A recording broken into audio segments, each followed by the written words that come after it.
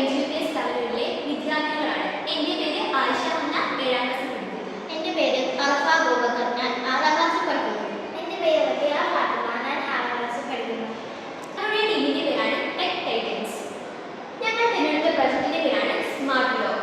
കിടപ്പിലായ വ്യക്തിക്കോ രോഗം കാരണം ശരീരം തളർന്നുപോയ വ്യക്തിക്കോ മറ്റൊരു വ്യക്തിയുടെ സഹായമില്ലാതെ ഇലക്ട്രോണിക് ഉപകരണങ്ങൾ, അതായത് ഫാൻ, ലൈറ്റ് എന്നിവ ഉപയോഗിക്കാൻ സഹായമായ ഉപകരണമാണ് ഞങ്ങൾ നിർമ്മിച്ച സ്മാർട്ട് ലോ.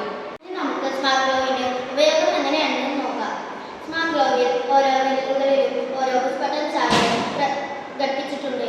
അതിൽ ഒരു വിരലിലെ പുഷ് ബട്ടൺ പ്രസ് ചെയ്യുമ്പോൾ അതിൽ കണക്ട് ആയിട്ടുള്ള ഇലക്ട്രോണിക് ഉപകരണം ഓൺ ആവുകയും പിന്നീട് രണ്ടാമത്തെ വട്ടം കൂടി പ്രസ് ചെയ്യുമ്പോൾ അത് ഓഫ് ആവുകയും ചെയ്യുന്നു.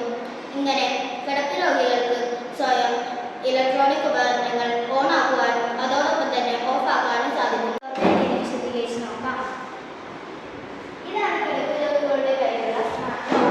കിടപ്പ് രോഗി സ്മാർട്ട് ലോയിലൂടെയുള്ള പുഷ് ബട്ടൺ അമർത്തുകയാണെങ്കിൽ അതുമായി ബന്ധിപ്പിച്ചിട്ടുള്ള ആർഡിനോയിലേക്ക് ഈ സന്ദേശം എത്തുകയും തുടർന്ന് മറ്റൊരു ആർഡിനോയിലേക്ക് സന്ദേശം എത്തുകയും വീണ്ടും റിലേ ബോർഡുകളിലേക്ക് സന്ദേശം എത്തുമ്പോൾ അതുമായി ബന്ധിപ്പിച്ചിട്ടുള്ള ഇലക്ട്രോണിക് ഉപകരണങ്ങൾ ഓൺ ഓഫ് എന്നിവ ആക്കാൻ കഴിയും. ഇനി നമുക്ക് പ്രവർത്തിപ്പിച്ച് നോക്കാം.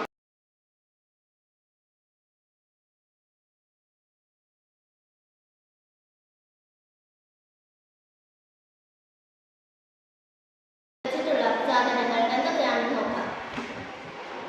Arduino, jumper wires, bread board, resistor, LED, battery and relay module,